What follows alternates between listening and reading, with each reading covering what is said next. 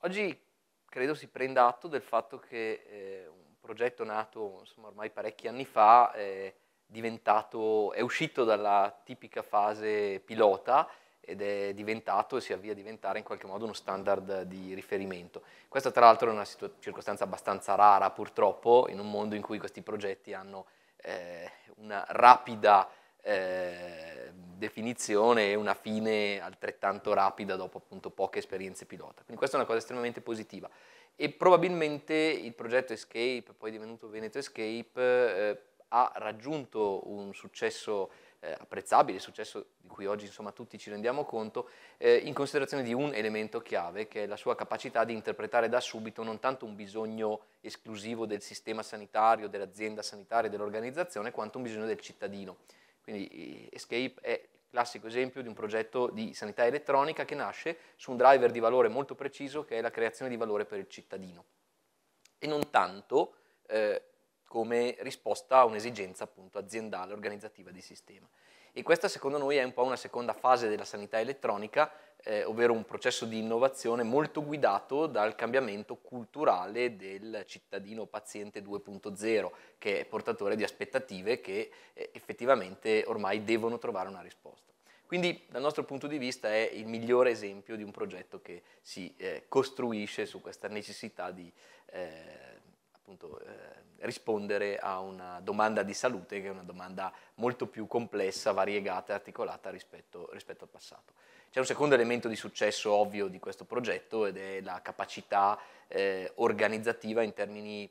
non tanto operativi e non solo operativi, ma soprattutto di tipo strategico, cioè tutto il meccanismo del riuso che ha funzionato molto bene in questo caso, non me ne vengono in mente molti altri, è un meccanismo che gode, diciamo, che si costruisce su una struttura molto precisa di responsabilità e di ruoli e che evidentemente possono essere a loro volta un modello interessante per altre esperienze. Direi che il successo di questo progetto si può tradurre in ultima analisi nel fatto che diciamo, il progetto Escape ha realizzato un'infrastruttura duratura, riutilizzabile, è uscito molto velocemente dalla fase pilota e come tale può rappresentare un modello del tutto virtuoso. Insomma, meno pilota e più realizzazioni che lasciano un segno nel tempo, ecco, come questo.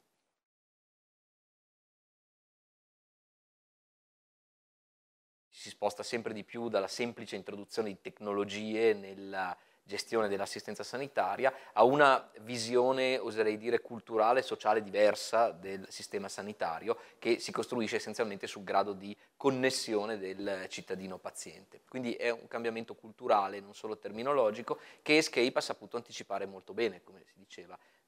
costruendo tutto un progetto di innovazione dal bisogno e dall'esigenza del cittadino. Questa è la prima riflessione. La seconda riflessione è che sempre più questo tema dell'e-health, connected health, creazione di valore per il cittadino paziente, debba essere considerata una reale voce di investimento e non soltanto un elemento, una voce di spesa, che soprattutto in questo momento congiunturale molto delicato sotto il profilo economico ha una capacità di moltiplicatore economico. Questo vale in generale per tutta quella componente di spesa sanitaria ad elevata qualificazione professionale e tecnologica.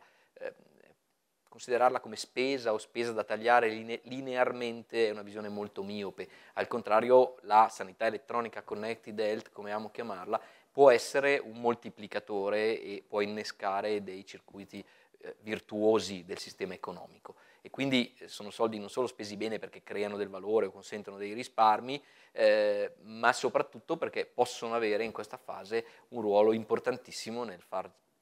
decollare dei percorsi che auspicabilmente insomma, diano un contributo anche a superare questa fase congiunturale.